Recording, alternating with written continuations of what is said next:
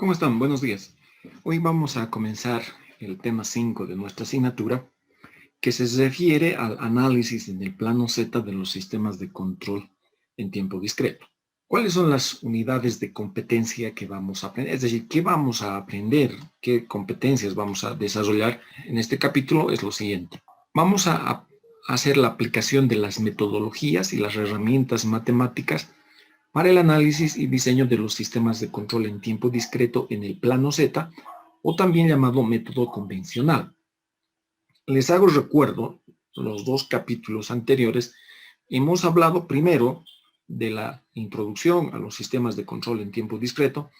Hemos visto algunos elementos que son constitutivos, que son constructivos de estos sistemas de control, como son los conversores análogo digital y digital analógico, además de algunos elementos adicionales. Y en el segundo capítulo, bueno, el siguiente capítulo en realidad, que es el capítulo 4 de nuestra asignatura, hemos visto la herramienta matemática que vamos a utilizar para el análisis y diseño de estos sistemas de control, como es la transformada Z. Entonces, ahora comenzamos a hacer la aplicación de esas herramientas matemáticas para el análisis y diseño de los sistemas de control en tiempo discreto. ¿Cuál es el contenido de este capítulo? Bueno, primero vamos a hacer una introducción.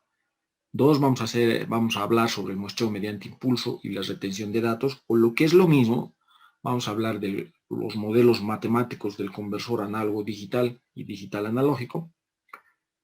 Vamos a hablar del cálculo de la transformada Z mediante el método de la integral de convolución, justamente aprovechando el modelo matemático de la conversión análogo a digital, o lo que es lo mismo, el muestreo mediante impulsos. Vamos a hacer una reconstrucción de las señales originales a partir de las señales muestreadas, es decir, vamos a hablar con mayor detalle lo que es la conversión digital analógica.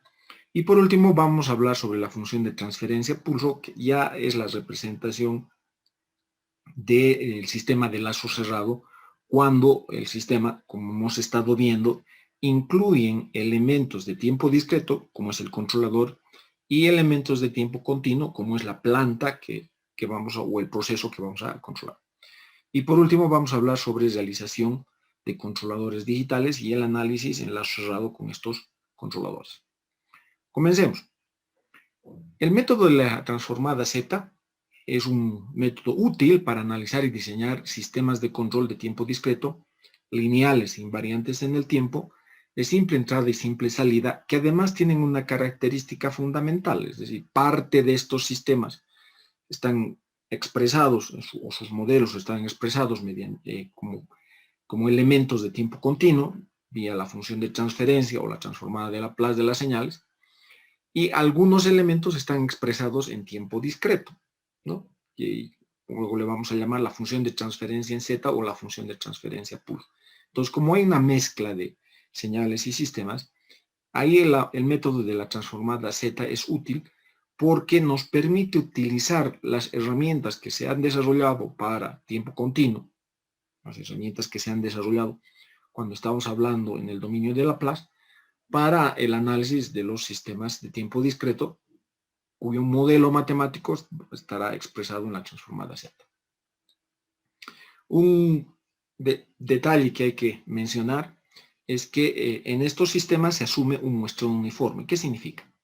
Un muestreo uniforme significa que si dentro del lazo de control, dentro del sistema de control, hay uno o más muestreadores o conversores análogo a digital, estos conversores funcionan de manera simultánea, es decir, muestrean en el mismo instante todos. Y segundo, el periodo de muestreo o la frecuencia de muestreo, que es exactamente lo mismo, es el mismo periodo o es la misma frecuencia para todos los muestreadores, es decir, muestrean en el mismo instante, y una vez que se determina el periodo de muestreo, es un periodo de muestreo constante en el funcionamiento permanente que tiene el sistema de control. ¿Está bien? Dos cosas que son importantes. Hablemos entonces del muestreo mediante impulso y la retención de datos. O lo que es lo mismo, los modelos matemáticos del conversor análogo a digital y del conversor digital a analógico. Veamos este sistema, veamos este elemento, que es el modelo matemático que representa el conversor análogo a digital. Vuelvo a mencionar, este es el modelo matemático. Esta es una abstracción, una forma de representar, una forma de entender matemáticamente cómo funciona un conversor análogo al digital. Aquí tenemos la señal de tiempo continuo, ¿no? Que está en esta línea en verde. El elemento que muestrea mediante impulsos es este dispositivo que estamos mostrando acá. Y a la salida de este dispositivo vamos a tener una señal que son los impulsos que se muestran acá en rojo, cuyas amplitudes coinciden con la señal de tiempo continuo en los instantes de muestreo, es decir, para el tiempo cero, para el primer periodo de muestreo, o sea, cuando el tiempo transcurrido es igual a T mayúscula, en el segundo instante de muestreo, o cuando el tiempo transcurrido es 2 veces el periodo de muestreo, ¿no? Fíjense que las amplitudes de los impulsos, bueno, así sucesivamente como para los siguientes instantes de muestreo, fíjense que la amplitud de los impulsos coinciden con la amplitud de la señal analógica o la señal de tiempo continuo. Esta es una representación matemática, una abstracción de la conversión análogo-digital, porque lo que nos está permitiendo es representar cómo se puede capturar la señal en los instantes de muestreo, ¿no? Lo que estoy mostrando con el puntero. ¿Cómo se puede representar la señal en estos instantes? Ahora, ¿por qué utilizar la función impulso? No se olviden que en la definición de la función impulso, cuando se multiplica una señal de tiempo continuo por el impulso, se captura mediante la integral el valor de la señal en ese instante en que aparece el impulso. Por eso es que se utilizan los impulsos como elementos que permiten modelar el conversor análogo a digital. ¿Está bien? Entonces, este es un dispositivo ficticio. Este no existe físicamente cuando uno va a implementar o estudiar los sistemas de control de tiempo discreto. Esta es la representación, el modelo matemático del conversor análogo a digital. ¿Qué hace este dispositivo? Esta señal de tiempo continuo, a partir de esta señal de tiempo continuo, obtiene un tren de impulsos, una serie de impulsos, que aparecen, cada uno de estos impulsos aparece en los instantes de muestreo con una amplitud igual a la señal de tiempo continuo. Eso es lo que hace un muestrador mediante impulso. Ahora, es evidente que la señal muestreada puede ser obtenida mediante el producto de la señal de tiempo continuo con el tren de impulsos. En ese sentido, se puede ver como un modulador, como vamos a ver enseguida. Ok, la señal entonces, esta señal, la señal de tiempo discreto, será igual a esto que estamos mostrando acá. Será igual a la señal en el tiempo cero por el impulso en cero. No se olvide que este impulso tiene área igual a 1 y tiene una duración infinitamente pequeña, es decir, teóricamente tiene una amplitud infinita, pero que cuando se integra el área del impulso es igual a 1, ¿no? Este impulso está en 0 y está multiplicado por la señal. Como la duración de este impulso es infinitamente pequeño, se está capturando el valor de la señal en ese instante. Por eso aparece como la señal en 0, porque en ese instante ha aparecido el impulso. En el siguiente elemento tenemos la señal en el primer periodo de muestreo multiplicado por el impulso justamente en el primer periodo de muestreo. Esto que estamos mostrando acá, aquí tendríamos que poner T, ¿no? Esto que estamos mostrando acá es el impulso que aparece un tiempo de muestreo después de 0, ¿no? O sea, un impulso desplazado. Y bueno, podemos, mediante el producto de la señal por los sucesivos impulsos, podemos encontrar la señal, capturar la señal esta que es la señal muestreada, que es la señal en los instantes de muestreo multiplicado por los impulsos justamente en esos instantes de muestreo, que es lo que permite capturar el valor de la señal en esos instantes. ¿Vale? Expresado en forma de una sumatoria, es esto que estamos mostrando acá, ¿no? Desde k igual 0 de la señal multiplicado por este tren de impulso. Ahora, una cosa que es importante es como la duración del impulso es infinitamente pequeña, prácticamente 0, es que no necesitamos el valor de la señal en el tiempo, debido a que en ese instante, en ese diferencial de tiempo, es solamente el valor de la señal en el instante de muestreo. Por eso aquí aparece como constantes, ¿no? Como constantes cuando estamos hablando del tiempo continuo, ¿no? Que son los instantes en los que la señal de tiempo continuo, la señal analógica, ha sido muestreada. ¿Está bien? Entonces, si se define esto de acá como el tren de impulso, es decir, la sucesiva aparición de los impulsos en los instantes de muestreo, se puede ver lo que les decía de esta forma, ¿no? Como que el muestreador, en realidad es un modulador, donde la señal moduladora es la señal de tiempo continuo, la señal portadora es el tren de impulsos, fíjense, y la señal modulada es en realidad este tren de impulsos cuyas amplitudes coinciden con el valor de la señal en los instantes en que aparece el tren de impulsos, es decir, en los instantes de muestreo.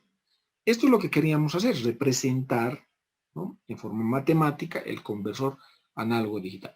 Fíjense un pequeño detalle todavía que es importante de mencionar, ¿no? Es que, aquí se muestra, esta señal es una señal de tiempo continuo, está en el dominio de t, y esta señal también es una señal de tiempo continuo, está en el dominio de t. ¿Por qué es importante esto? Porque cuando se halle la transformada de Laplace de x de t, tenemos x de s, y de x asterisco, que es la señal muestreada mediante impulsos, su transformada de Laplace será x asterisco de s. Ahora, esto es importante porque esta señal todavía puede ser analizada mediante la transformada de Laplace, es decir, con las técnicas de tiempo continuo que hemos estado estudiando en los capítulos anteriores y en la asignatura anterior, que es control 1. Una vez que hemos modelado mediante un tren de impulsos el conversor análogo digital, lo que podemos hacer ahora es, ¿y cómo se hace el cálculo de la transformada de Laplace de la señal muestreada, es decir, de la x asterisco de t? ¿No? X asterisco de s será la transformada de Laplace de la señal x asterisco de t. Y eso significa, ¿no?, la señal es constante en los instantes de muestreo, o sea, aparecen como parámetros, ¿no? X en 0, X en el primer periodo de muestreo, o en el primer instante de muestreo, X en el segundo instante de muestreo, etcétera, hasta X en el késimo periodo de muestreo, y así sucesivamente. Si se aplica eso a la transformada de Laplace, esto sale como parámetro, porque es constante, y solamente queda la transformada de Laplace, fíjense, de los impulsos, de los sucesivos impulsos que van desde 0 hasta el infinito, que aparecen en los instantes de muestreo. Ahora, en la transformada de Laplace, porque en realidad lo que estamos aplicando acá es la propiedad de linealidad de la transformada de Laplace, y la transformada de Laplace del impulso, no se olviden que es igual a 1, y del impulso retardado, porque esto, por ejemplo, acá, es el impulso retardado en un periodo de muestreo, es e a la menos s, ¿no?, por una constante que es en realidad el retardo, el valor en el tiempo del retardo de la señal, ¿no?, e a la menos ese tiempo de retardo por s, multiplicado por la transformada de Laplace de la señal. Pero la transformada de Laplace de la señal, en este caso del impulso, es igual a 1. Por lo tanto, ¿no?, esto es lo que les estoy mostrando precisamente, ¿no?, cómo aparece este exponencial debido al retardo del impulso. No se olviden que el impulso tiene como transformada de Laplace igual a 1, y por tanto, la transformada, como la transformada del impulso retardado k periodos de muestreo es e a la menos k por t, k por t, k por el periodo de muestreo es el retardo, por s. Entonces la transformada de Laplace de esta señal será esto que aparece aquí, ¿no?, que es una serie infinita. ¿No es cierto? Que esto puede ser expresado en forma de, primero, una sumatoria, y segundo, si se hace el reemplazo, el cambio de variable, que e a la ts es igual a z, fíjense, ¿no?, e a la ts es igual a z, o lo que es lo mismo, si de aquí se desplaza s, o perdón, se despeja s, que es igual a 1 sobre t logaritmo natural de z, la transformada de Laplace, está la transformada de Laplace asterisco, que es la transformada de Laplace de la señal muestreada mediante impulsos, fíjense, termina siendo la transformada z de esa señal. ¿Cuándo? Cuando se hace el cambio de variable variable compleja, z es una variable compleja, s es una variable compleja, de z igual e a la t. Esta parte es la importante. Esta otra de aquí se utiliza menos porque en realidad lo que más vamos a utilizar es esta de que z es igual e a la t. Y se calcula la transformada z, lo cual es sumamente importante porque nos está permitiendo calcular la transformada z de una señal muestreada mediante las herramientas matemáticas de tiempo continuo, ¿no? Si siendo la transformada z de x de t, ¿no?, de la señal de tiempo continuo, x de z, que es igual a la transformada de Laplace de la señal mostrada mediante impulso, y en esta transformada de Laplace de la señal mostrada mediante impulso se hace el cambio de variable de z igual e a la t.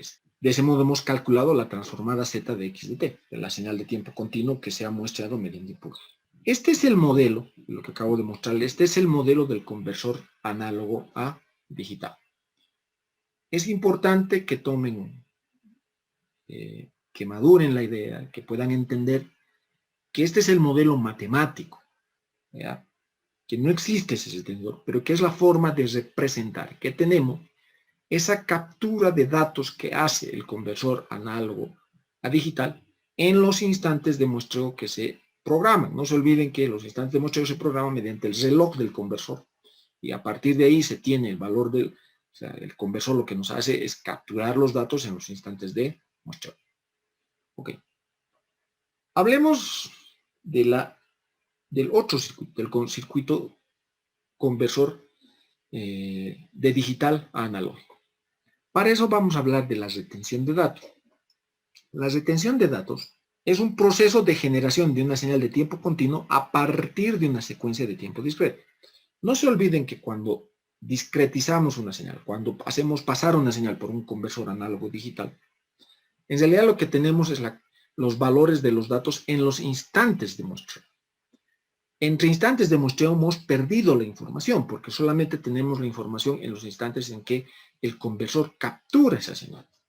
¿De acuerdo? Entonces, a partir de esa señal que hemos encontrado, es decir, la señal que se captura en esos instantes, se pretende reconstruir, se pretende encontrar la señal de tiempo continuo.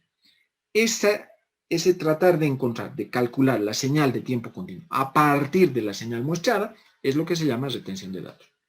¿Ya? Fíjense que la señal h de t durante dos periodos de muestreo consecutivos, entre el késimo periodo de muestreo, instante de muestreo, y el k más 1, el késimo más 1 instante de muestreo, se puede aproximar mediante un polinomio en tau entre los dos instantes, ¿no?, de esta forma. Fíjense, este polinomio en tau sirve para poder calcular, ¿ya?, esta señal de tiempo continuo entre estos instantes de muestreo, y se lo hacen mediante este polinomio.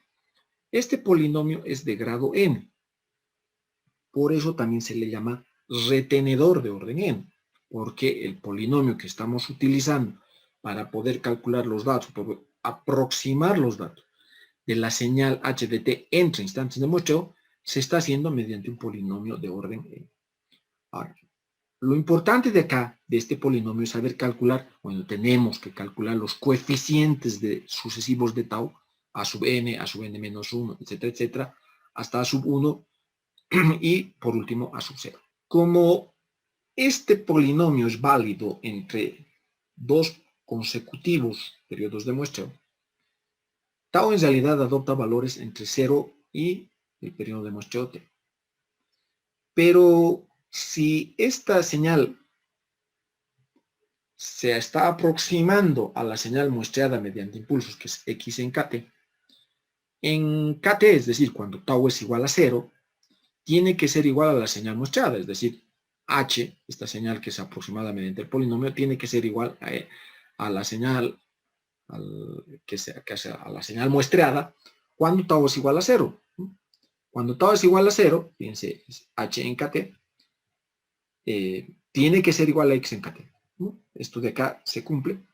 Y luego, cuando tau es igual a 0, se encuentra que h en kt más tau es igual a todo este polinomio, solo que si reemplazamos tau igual a 0 acá, encontramos que a sub 0 es igual a x en kt. ¿No? Por lo tanto, debido a que esto se cumple, en realidad necesitamos n datos para calcular los n coeficientes, que va desde a1 hasta n, los n coeficientes del polinomio de grado n, que va de 1 hasta a, de a sub 1 hasta a sub n, para poder encontrar el polinomio, este polinomio que interpola la señal que va entre dos instantes de muestreo consecutivos. ¿Está bien? Ahora, de todos esos polinomios de orden n, hay dos que son muy importantes. Cuando n es igual a 0, que se denomina retenedor de orden 0, y cuando n es igual a 1, que se denomina retenedor de orden 1. Estos dos términos, estos dos acrónimos que estoy utilizando aquí al final, del retenedor de orden 0, por ejemplo, es Zero Order Hold o retenedor de orden 0, y el retenedor de orden 1 que es First Order Hold o retenedor de orden 1, ¿no? Este es de orden 0, este es de orden 1. Importante. Si el polinomio es de grado n, para calcular los sucesivos coeficientes del polinomio, utiliza los n más 1 datos discretos anteriores, ¿no? Para poder extrapolar hasta, o sea, entre el késimo instante de muestreo y el késimo más 1 instante de muestreo. Ya hemos utilizado este primer dato para calcular a sub 0. Por lo tanto, podemos, como ya hemos calculado este dato, vamos a utilizar los n anteriores a ese, es decir, desde n-1 hasta k-n, para generar polinomio h en kt más tau. ¿Está bien? Entonces, para calcular estos coeficientes, que va desde an hasta a sub 0, ya les he dicho, ya hemos utilizado x en kt, nos faltaría utilizar los otros datos anteriores a ese, para poder calcular de an hasta a sub 1, porque a sub 0 es igual a x en kt, eso ya lo hemos determinado. Hablemos del retenedor de orden 0, el retenedor de orden 0 es un polinomio de grado 0, y por lo que hemos visto anteriormente es simplemente h en tau, h en kt más tau, igual a sub 0, y a sub 0 es x en kt, por lo tanto, se cumple esto, ¿no? Y podemos representar, ¿no? Esto es una representación esquemática de lo que es un retenedor de orden 0. Fíjense, esta es la señal de tiempo continuo. Esta es la señal muestreada, es decir, la señal donde se captura los instantes, o perdón, el valor de la señal x de tiempo continuo x de t en los instantes de muestreo. Estos no son impulsos, son valores de la señal capturados mediante un muestreador o de un conversor análogo a digital, ¿no? De las amplitudes de las señales de ingreso. Tenemos el retenedor de orden 0 y lo que hace el retenedor de orden 0 es retener el dato hasta que aparezca el siguiente dato que permite el cálculo o permite retenerlo hasta que aparezca el subsiguiente dato, ¿no? Como aparece acá. Esto también le llaman señal en escalera, fíjense, porque aparecen unos peldañitos, que es los que representan, en realidad, los valores retenidos, valga la redundancia, los valores retenidos, ¿no? Como se muestra acá, ¿no? Ahí, ahí, ahí, ahí, etc. Esos valores retenidos están mostrados aquí, ¿no? Porque si cierro esto aquí, cierro esto aquí, voy a obtener esta señal, que es la que se está mostrando acá, ¿no? Ese es el retenedor. ¿Está bien? Por lo tanto, tenemos el retenedor de orden 0 a partir de la señal mostrada. ¿Qué utiliza este retenedor de 0? Solamente el valor anterior, ¿no? Para retener el dato hasta que llegue el siguiente dato. Ese es el retenedor de orden 0. Ahora, lo que hay que hacer es, ¿y cuál es el modelo matemático? Bien, para encontrar el modelo matemático, vamos a utilizar dos esquemas. Este es llamemos así, el esquema de lo que ocurre en la realidad, o sea, el esquema que está mostrando realmente el conversor. Se tiene la señal de tiempo continuo, la captura de la señal en los instantes de muestreo, el retenedor de orden 0 y, bueno, las respuestas de este retenedor, que es h sub 1 de t. que hemos visto cómo funciona el detenedor. Y la representación matemática, es decir, el modelo matemático de este sistema, que es, aquí está la señal que ingresa. Fíjense que este muestreador, que es el conversor, ahora se representa matemáticamente mediante este muestreador, mediante impulsos, y la señal que sale acá es la x asterisco de t. Se le aplica el retenedor de orden 0, y bueno, vamos a tener como salida h2t. Si queremos capturar o queremos obtener, perdón, el modelo del retenedor de orden 0, es evidente que h1 de t tiene que ser igual a h2 de t, porque la señal de ingreso a estos sistemas son exactamente iguales, son x de t, x de t. Por lo tanto, para obtener el modelo, estas dos señales tienen que ser iguales, ¿no? El modelo matemático es el muestreador mediante impulsos y una función de transferencia gh sub 0 de s que representa el modelo, la función de transferencia del retenedor de orden 0. H sub 1 de t es la respuesta, digamos, física que se va a obtener a la salida del retenedor y está dada mediante esta expresión. Fíjense, h1 de t es x sub 0, el valor de la señal en tiempo continuo, por el escalón menos el escalón desplazado un periodo de muestreo.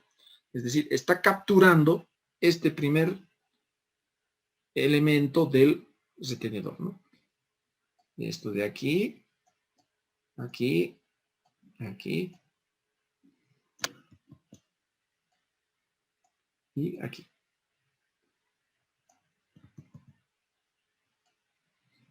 Fíjense que esta señal en realidad es el escalón en 0, ¿no?, con una determinada amplitud, menos el escalón en el primer periodo de muestreo en t igual a t, para poder obtener esta señal. ¿Está bien? Por lo tanto, si expresamos cada uno de estos elementos que aparecen acá, cada uno de estos elementos, este primero, digamos, el segundo, el tercero, el cuarto, vamos a poder utilizar, ¿no?, esta expresión que es la diferencia de escalones en los instantes que aparece la señal, o sea, con la amplitud de la señal que aparece de la señal muestreada, ¿no?, de la señal x en kt, ¿no?, como se muestra acá. Ahora, es evidente que esto de acá se puede expresar mediante esta sumatoria, forma cerrada.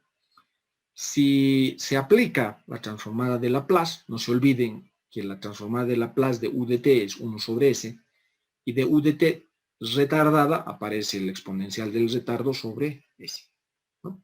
Por lo tanto, la transformada de Laplace de esta expresión será el retardo sobre s, donde 1 sobre s es la transformada de Laplace del escalón.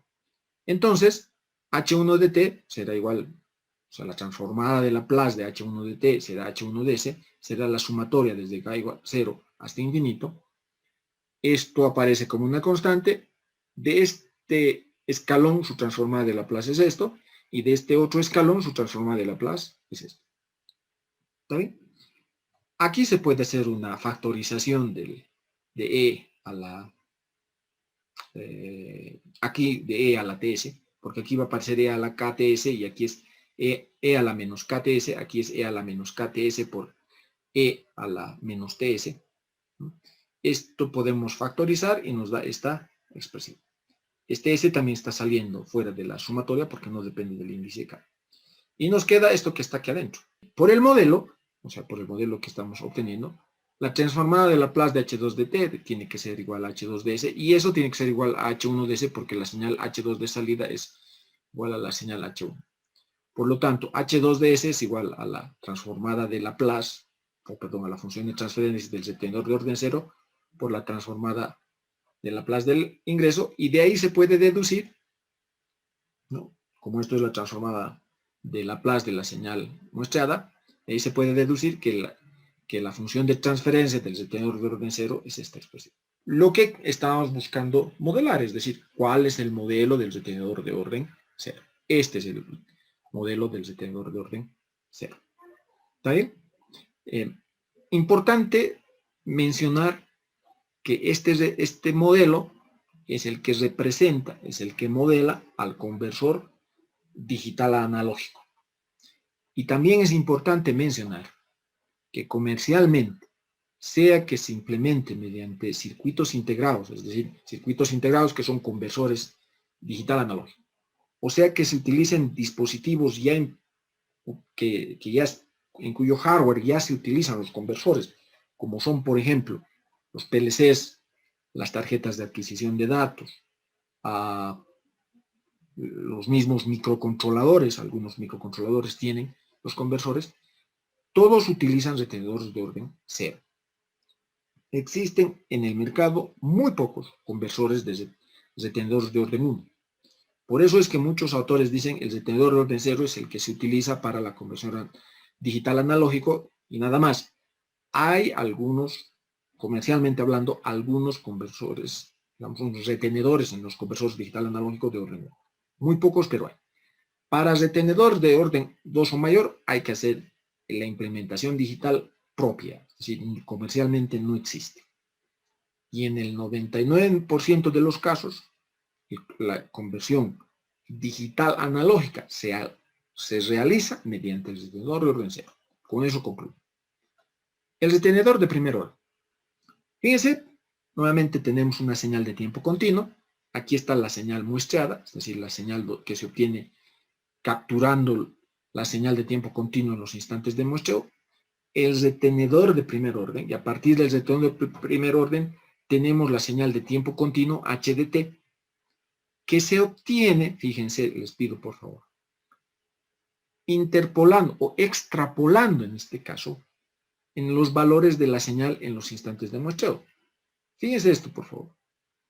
La señal en este instante, la señal muestrada es acá, la señal muestrada es acá, entre los dos instantes de muestreo, estoy recuperando de acá, ¿no? de la señal muestrada, y fíjense que la señal que sale del retenedor de orden 1 es esta señal, ¿no? Esta que viene de aquí hasta aquí, que está extrapolando la que viene desde acá, ¿no? Para obtener la señal entre el primer periodo de muestreo y el segundo periodo de muestreo, entre el primer instante de muestreo y el segundo instante de muestreo, fíjense que utilizo los datos que aparecen cuando el instante de muestreo es 0 y los datos que aparecen cuando el instante de muestreo está en T. Fíjense, para el anterior lo mismo, ¿no? Se utiliza lo que se obtiene en este instante, se extrapola y a partir de ahí, a partir de 0 va con lo que se obtiene, o sea, con la recta que se obtiene con el dato anterior, hacia adelante hasta que aparezca el siguiente dato y con el siguiente dato hace la extrapolación que les he mostrado. Es así como funciona el retenedor de orden 1.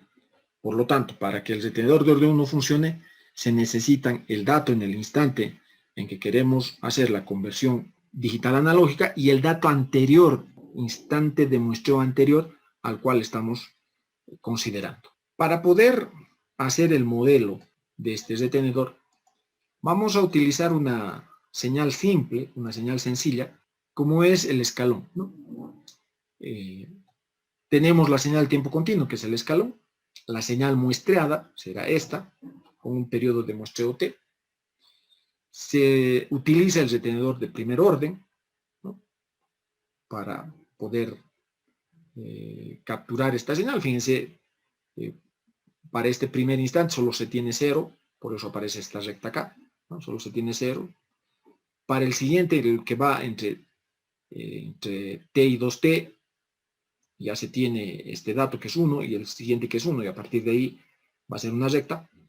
Y bueno, entonces se conoce la salida del retenedor de primer orden cuando la señal de entrada es un escalón y se alimenta el retenedor con la señal muestreada del escalón, ¿no? La función de tiempo continuo de esta señal, ustedes la pueden deducir, es muy fácil de hacerlo, está dada por esta expresión, por la expresión que se muestra acá. ¿Sí? Se puede hallar la transformada de Laplace de esta expresión y está dada por esta expresión. Para el modelo donde el muestrador es modelado mediante el tren de impulsos, esta es la señal de tiempo continuo, Esta es la señal que se modela a partir del tren de impulsos. La señal de salida tiene que ser exactamente igual que el del dispositivo real. Y a partir de ahí se puede deducir la función de transferencia del sector de orden, ¿no? X asterisco de S será, la entrada es un escalón. Para esto vale siempre permanentemente 1. Por lo tanto, vamos a tener una serie infinita. Exponentes negativos descendentes de S. K va desde 0 hasta infinito, pero como es un negativo, son exponentes descendentes. Y a partir de ahí se puede deducir, ¿no? Hemos aprendido a hacerlo, que de esta serie su transformada de Laplace es esta. Por lo tanto, si se conoce la transformada de Laplace de la entrada y se conoce la transformada de Laplace de la salida, se puede deducir en esta relación de la transformada de Laplace de la salida sobre la transformada de Laplace de la entrada, que la función de transferencia del retenedor, ¿no? que es la función de transferencia del retenedor de orden 1, está dada por esta expresión, que ordenada de una manera adecuada es esta expresión que aparece acá. ¿Ya? Esta es la función de transferencia del retenedor de orden 1 o de primer orden.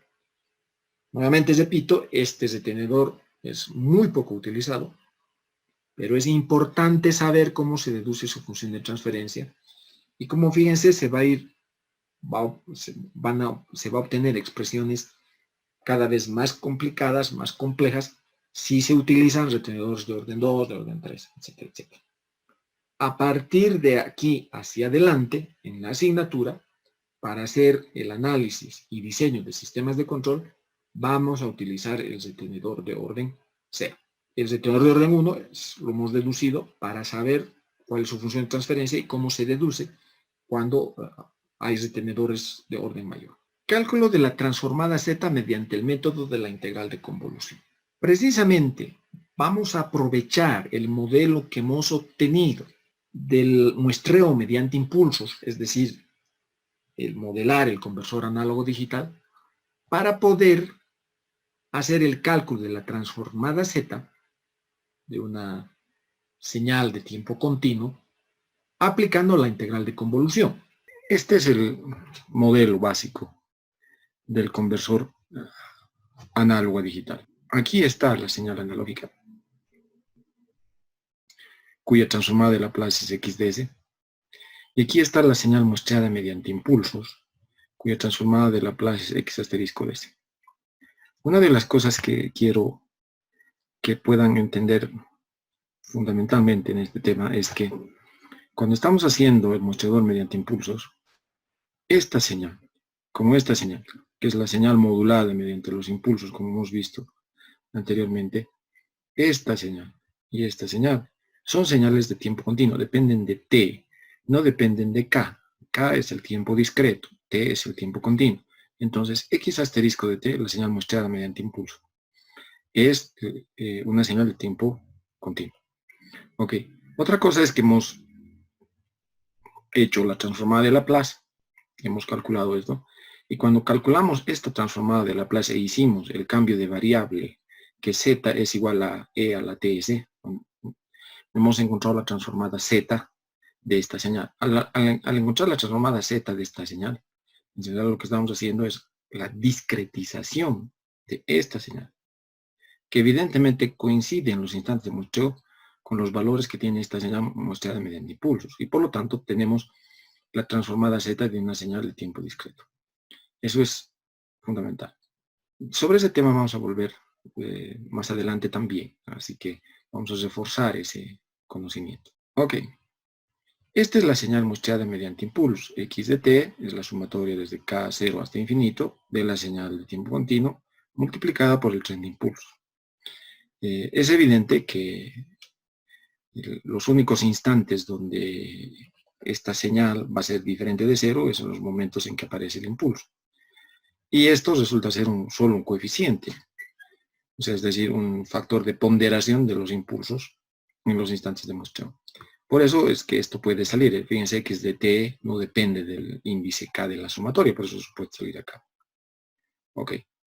Lo segundo es la transformada de Laplace de un impulso retardado k periodos de muestreo. K periodos de muestreo estará dada por esta expresión. Esta expresión es fácilmente obtenible desde el punto de vista de la propiedad del cálculo de la transformada de Laplace de una señal con retardo. ¿Ya? Por lo tanto, la transformada de Laplace del tren de impulso de esta señal, el tren de impulso será del impulso que va un periodo de muestreo después, es E a la TS, 2 periodos de muestreo después va E a la menos 2 TS, del késimo periodo de muestreo es E a la menos KTS, etc. Si logran, no es difícil, es extremadamente elemental, expresar esta serie, fíjense que esta sumatoria, en una señal cerrada, en una expresión cerrada es esta.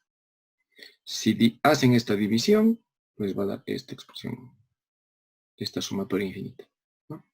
Esta es la sumatoria.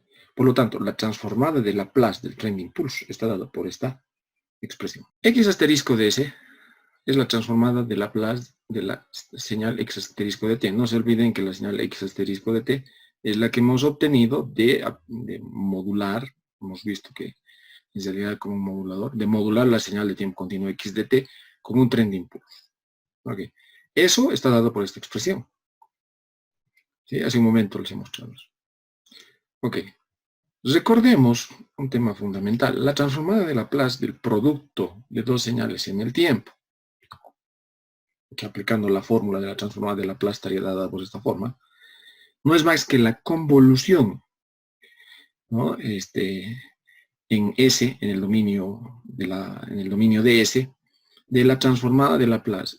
Si de f de t su transformada de Laplace es f de s, aquí está como f de p, porque p es la variable que vamos a utilizar para la convolución. Y g de t, y de g de t su transformada de Laplace es g de s. Entonces, convolucionar la transformada de Laplace de f de t con g de t nos va a permitir calcular la transformada de Laplace del producto de las dos señales. ¿Está bien? Esto no es desconocido, esto en las propiedades de la transformada de Laplace o cuando se estudia la transformada de Laplace se conoce esta forma. Ok, esto vamos a aplicar justamente esto de acá. Fíjense, este es el producto de dos funciones en el tiempo, de esta señal y de esta señal en el tiempo. O sea, de hecho, le vamos a llamar a esta, este x de t va a asumir el rol de f de t, y esta señal va a asumir el rol de g de t. Y por lo tanto, le podemos aplicar la convolución, ¿no? De esta forma, ¿no? No se olviden que del tren de impulsos acabo de esta señal que está en azul. Y acabo de calcular su transformada de Laplace y es 1 sobre 1 menos ts, ¿no? Ahora, de x de t, su transformada de Laplace es x de s. Que bueno, por la que aquí estamos utilizando la variable de convolución, le estamos poniendo x de p. ¿Qué tenemos que hacer ahora? Calcular esta integral de convolución. Lo que hay que hacer es calcular esta integral de convolución. Bueno, que dicho sea de paso, esta integral de convolución es una integral de convolución compleja.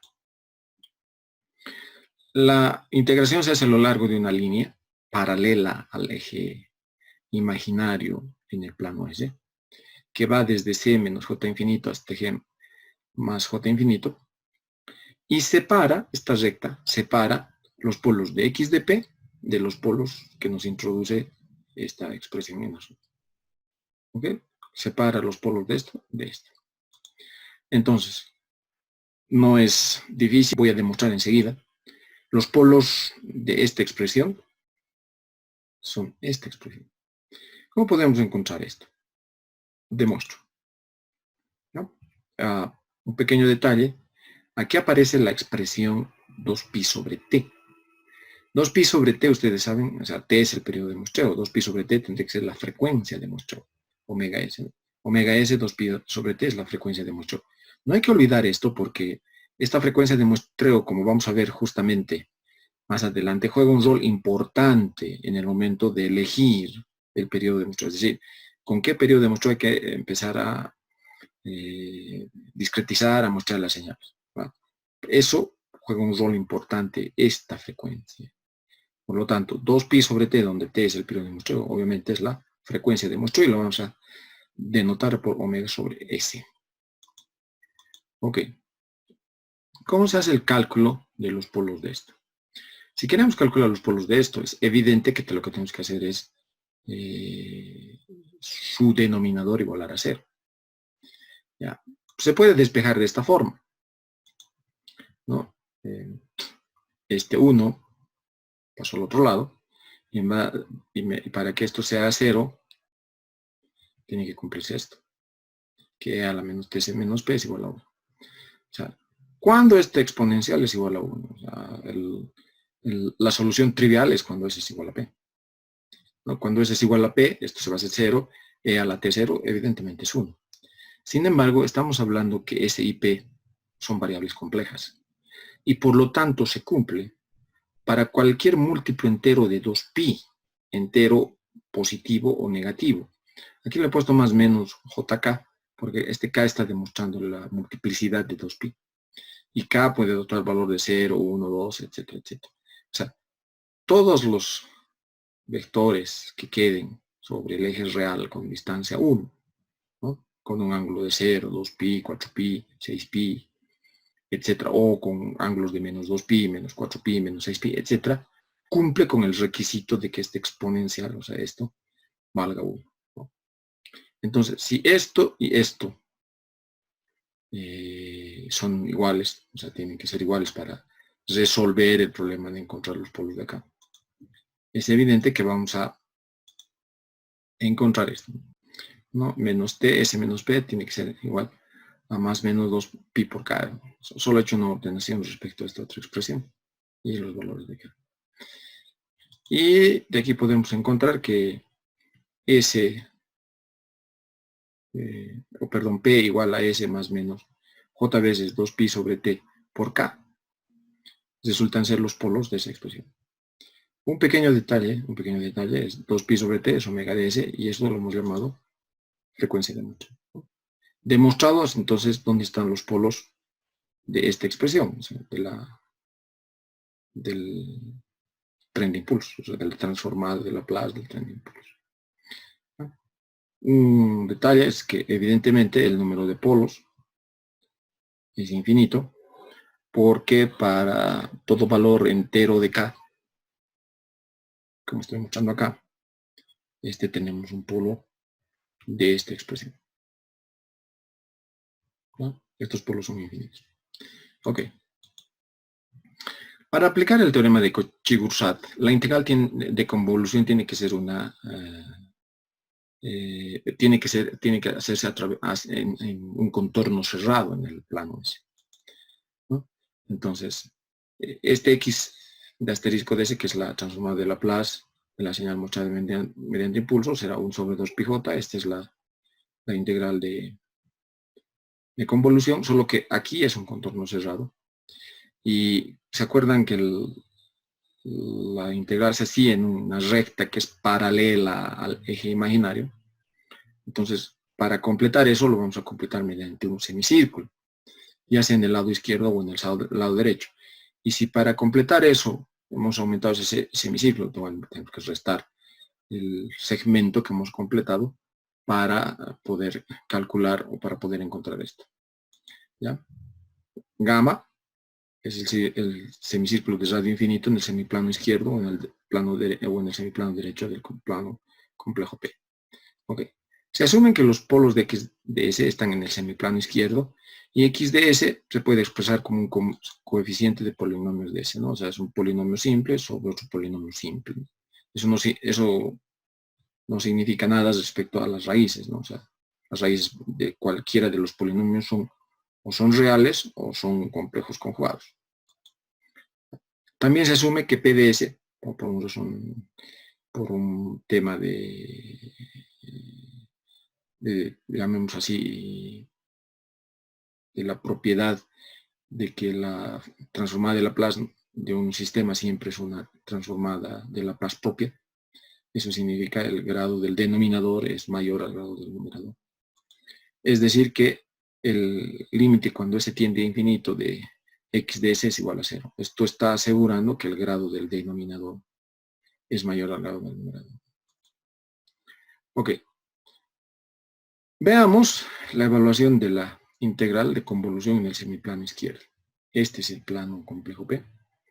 Esta es la recta que les decía sobre la cual hay que integrar. Y para que se vuelva contorno cerrado y podamos aplicar el teorema de Cauchy-Courant, lo completamos con este semicírculo que va por el lado izquierdo. Fíjense que esta recta, les he dicho, se elige de forma que separa a los polos. La función de transferencia del tren de impulso, que está acá, ¿no? Estos son los polos de la función de transferencia del tren de impulso, separa a los polos de la señal, de la transformada de Laplace de x de t. Aquí están los polos. Fíjense que estamos asumiendo que x de t es una señal estable, es decir, que no tiene polos en el lado derecho, porque si no nos complicaría, no podríamos aplicar el teorema de Cauchy-Courant. Ok, estando así, el teorema de Cauchy-Courant dice el calcular esta integral sobre este contorno cerrado es en realidad hacer la sumatoria de los residuos de los polos que encierra el contorno, y de ese modo hemos calculado la integral. Ok, entonces lo que tenemos que hacer es calcular eso. Sin embargo, no se olviden que para completar esto hemos aumentado esto, entonces hay que restarle en la integral esto que hemos completado acá.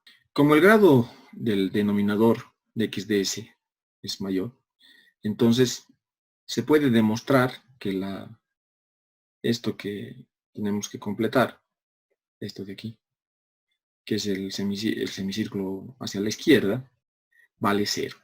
Nos queda que la transformada de Laplace de la señal mostrada mediante impulsos no es más que esta integral en un contorno cerrado en el plano complejo P.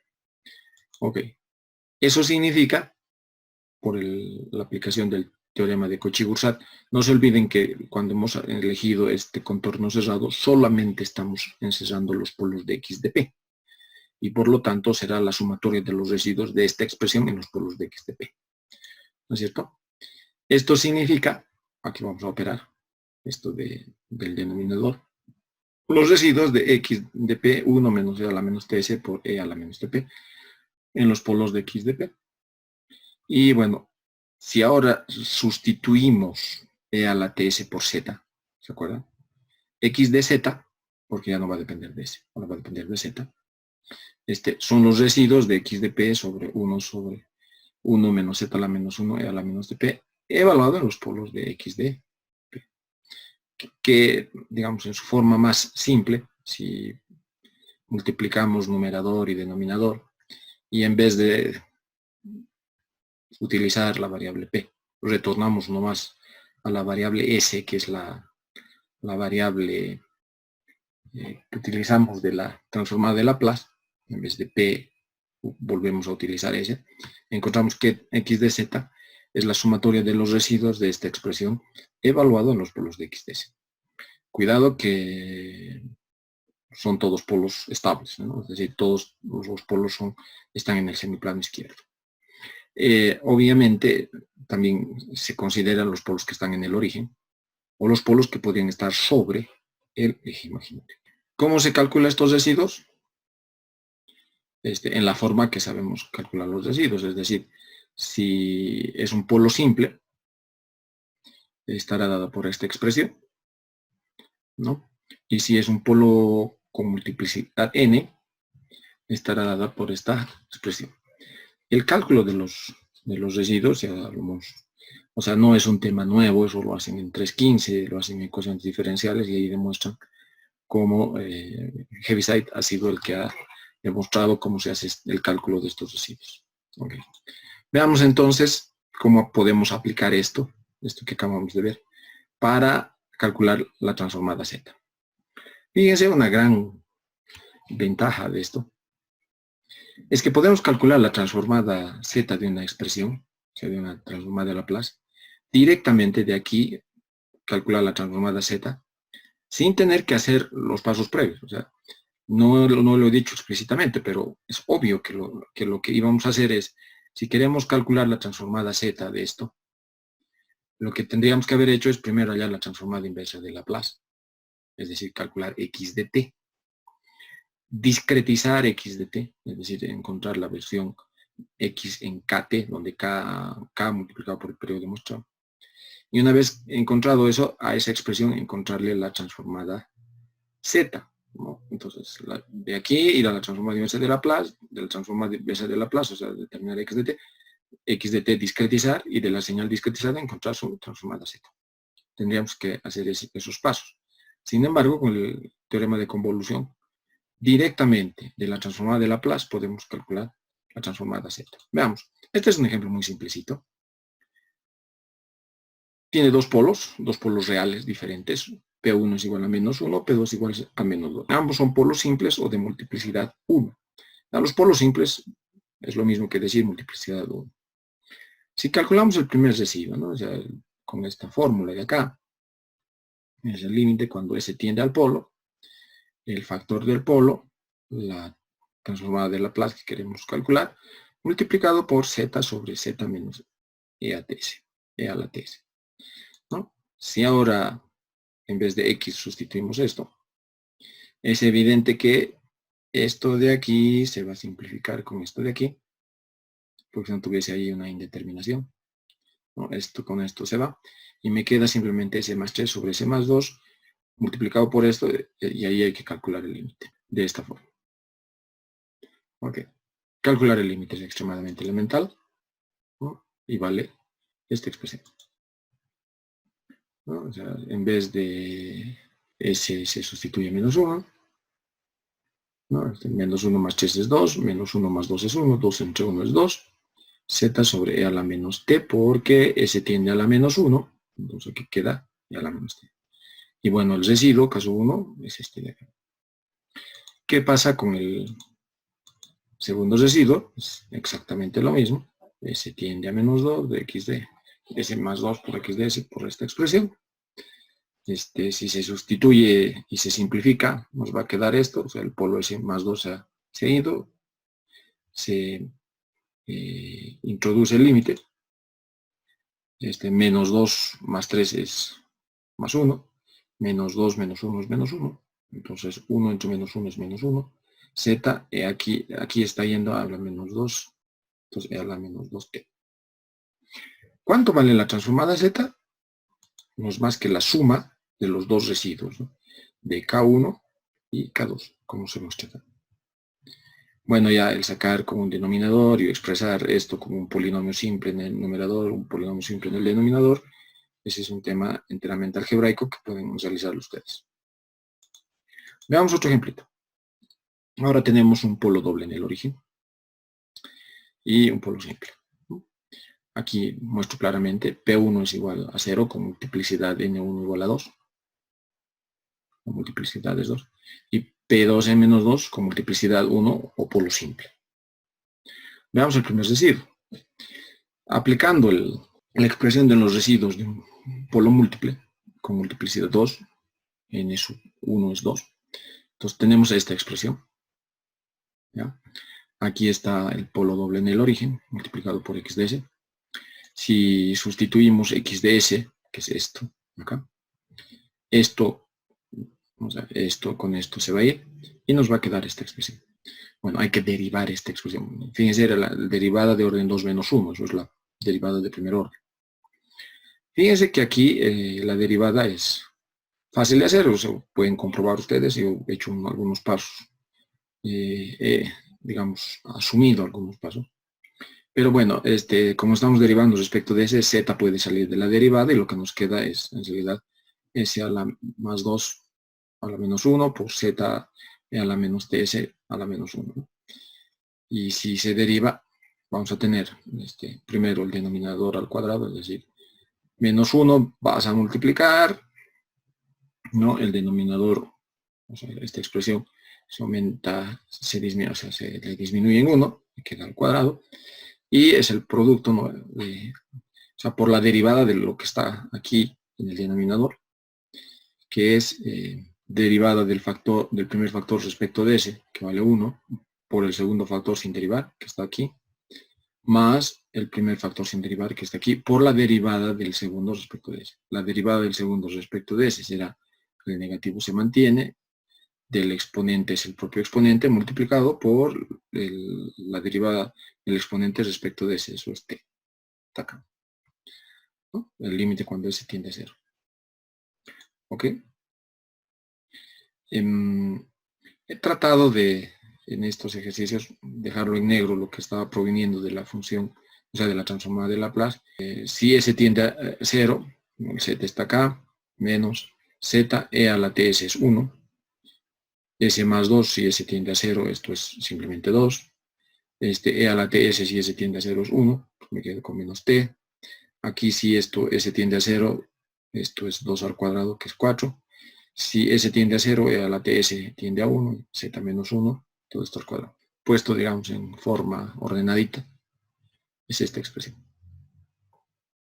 Ok, para el segundo residuo la cosa es mucho más simple, ¿no? Es decir, es el límite cuando s tiende a menos 2 de esto por esta señal, o sea, por la transformada de Laplace, por la expresión de la integral de convolución, que s más 2 por x de s va a ser 1 sobre s cuadrado, multiplicado por s. Como s tiende a menos 2, es evidente que menos 2 al cuadrado es, aquí también tiende a 2, es un cuarto z sobre z menos a la menos 2.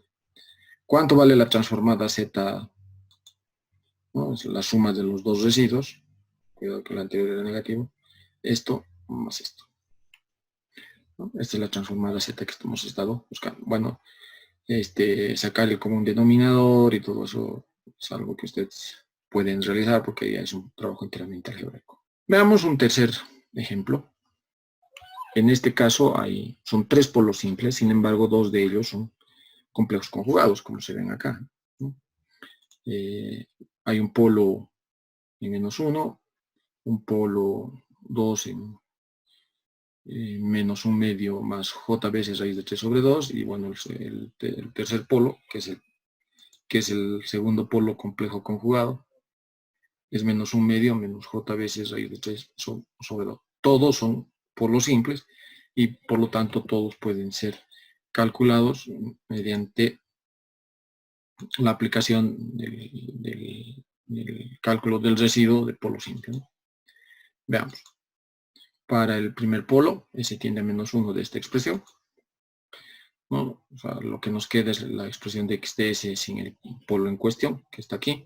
Si se tiende a menos 1, vamos a obtener esta expresión, que es igual a 1/3 z sobre z e a la menos t. Esto tiende a menos 1, por lo tanto esto es a e a la menos t. Ya tenemos el primer residuo. Donde hay un poquito más, digamos, de trabajo es en los polos respecto a cuando son polos complejos conjugados, pero se los maneja exactamente igual que en el caso de los polos simples.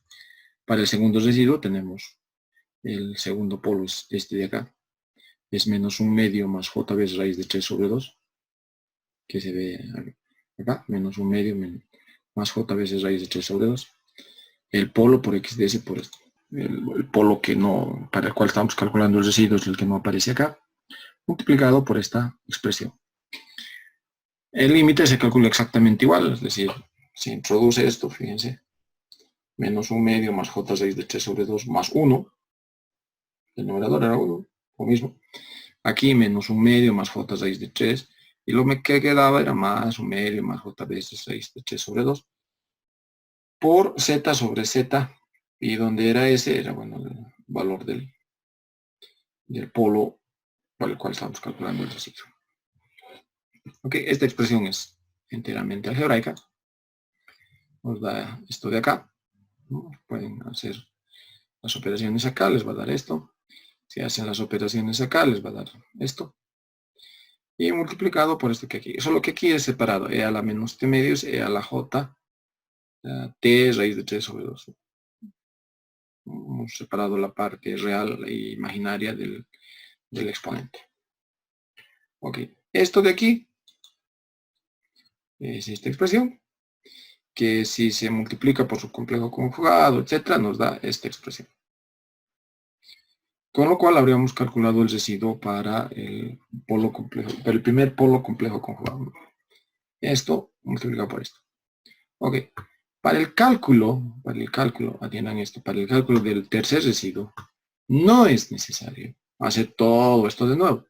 Como el polo 3 es complejo conjugado del polo 2, el residuo K3 será el complejo conjugado del residuo K2, ¿no? De esta forma.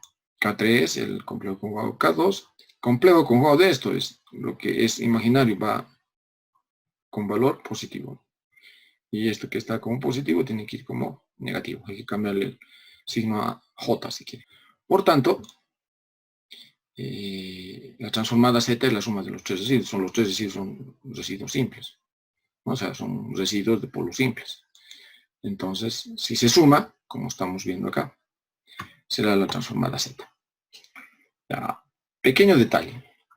Esta es la transformada Z, sí, pero está con números complejos. Dejar el resultado en esta forma no nos sirve para nada porque sabemos que la transformada Z en realidad son polinomios en Z, pero sus coeficientes son reales. ¿Ya? Muchos estudiantes, cuando se les pide hacer esto en el examen, me dejan en estas condiciones.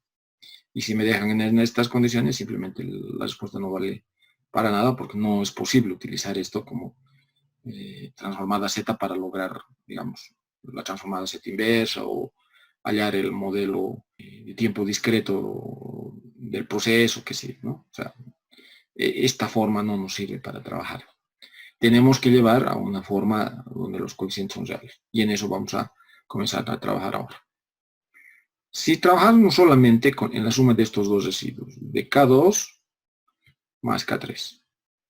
No se olviden que esto es K2 y esto es K3, ¿no? De esta forma. La suma es la suma de esto más esto. En el numerador se puede factorizar Z, que aparece acá. Si se saca el común denominador, es el producto de esto por esto, que está acá. El producto de esto por esto, que es el denominador. Y en el numerador, bueno, es este número multiplicado por este denominador, que está aquí. Y es este número multiplicado por este denominador, que está acá. Listo. Ahora comenzamos las operaciones, o seguimos realizando las operaciones algebraicas. Entonces, el producto de esto por esto es esto que está aquí en el numerador. Fíjense que para poder separar, porque era una expresión extremadamente larga, la he separado, el denominador es el mismo, obviamente operado ya, z por z, z al cuadrado, esto por esto está factorizado acá, esto por esto está factorizado acá, multiplicado por z más el producto de esto por esto, que es e a la menos t. Z por esto está factorizado acá, ese número que aparece aquí. No, Z por esto es lo que aparece aquí, multiplicado por Z, y en el otro va a ser esto por Z, la factorización aquí por Z. El producto de este Z por esto es negativo, y el producto de esto por Z es también negativo, por eso está factorizado acá. ¿Está bien? Más e a la menos. Ok, la primera parte, les decía, en esta parte del numerador, solo está el producto de esto por esto, Z menos un medio por esto, que es este de aquí, menos j raíz de 3 sobre 6 por z, menos por menos da más j raíz de 3, 6 por todo esto. ¿No? Más, y en esta segunda parte, está el producto de esto de aquí por esto de aquí. ¿No? Menos z medios, más un medio menos por menos da más un medio e a la menos t medios e a la jt raíz de 3 sobre 2, más esto por esto es esto de aquí.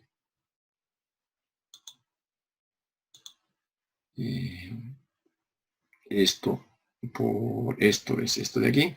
Y el producto de esto es más por menos da menos j raíz de 3 por toda esta expresión. O sea, el z por delante es el que hemos factorizado. Ahora haciendo operaciones, ¿no? El z aparece. Fíjense que todo esto tenemos que sumar con todo esto.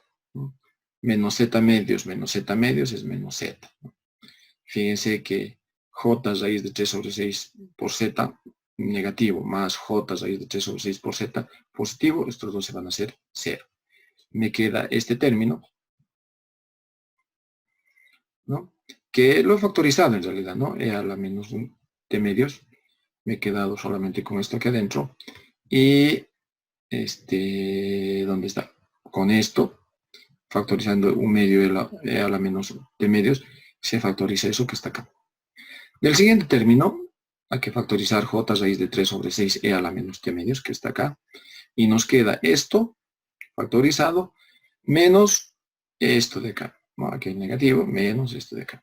En el denominador lo que hemos hecho es lo que estaba acá, factorizar e a la menos t medios. Y se queda esto más esta expresión de acá. Ok. Avanzando, no se olviden que la suma de exponenciales es 2 veces el coseno del argumento de los exponenciales. Y aquí, fíjense, es las restas. Tendría que ser e a la j de raíz de 3 sobre 2 menos esto. Es el seno. 2 veces j el seno. Pero como estaba al revés esto, lo he factorizado primero el negativo. Se factoriza primero el negativo. Es 2 veces j el seno de lo que está ahí. ¿No? Esto es el factor de lo que habíamos factorizado. Esto es lo que habíamos factorizado. Menos z, menos z. En el de abajo lo mismo. Esto de aquí es la suma, por lo tanto será 2 veces coseno del argumento de la exponencial, ¿no? Esto, el producto es z, el que habíamos factorizado, menos z, e a la menos t medios por este coseno, más raíz de 3 sobre 3, e a la menos t medios por este seno. ¿No? Y en el denominador nos queda esto. Fíjense ahí ya, sin mucho orden, porque no está ordenado realmente. Se puede hacer todavía algún orden, se puede todavía ordenar un poquito. Ninguno de los coeficientes ya es complejo conjugado. Todos los coeficientes son reales, ¿no? Eso es lo que les había mencionado, que tienen que ser coeficientes reales. Bueno, ordenando, finalmente vamos a tener, ¿no? Esta es la suma de K2 más K3. Y por lo tanto, o sea, x de z es K1 más la suma de los otros dos residuos, que es esta expresión. ¿De acuerdo? Entonces, habríamos encontrado la transformada z de esa transformada de Laplace, que tenía dos polos complejos conjugados y un polo real, ¿no? Los tres ejemplos habríamos resuelto. Un pequeño detalle. ¿Cómo se hace el cálculo de la transformada de z de funciones que incluyen un retenedor de orden cero? Cuando vayamos a hacer el análisis de los sistemas de control de tiempo discreto, esta es la planta. Esta es la señal que está viniendo del controlador. Esta es una señal discreta. Esta es una señal de tiempo discreto. Entonces, para que esta señal de tiempo discreto pase a la planta, que es una señal de tiempo continuo, hay que utilizar un conversor análogo a digital, y eso es un retenedor de orden cero. Entonces, esta señal que está acá va a pasar por el retenedor y luego va a pasar por la planta. La pregunta es, ¿cuál es el equivalente? O sea, ¿cómo se calcula la transformada Z cuando tenemos en cascada un retenedor de orden cero con una planta de tiempo continuo, ¿no? Eso que está acá. No es problema. O sea, podemos x de s factorizar de esta forma. 1 menos e a la menos ts, g de s sobre s. Y a este g de s sobre s le podemos llamar g1 de s.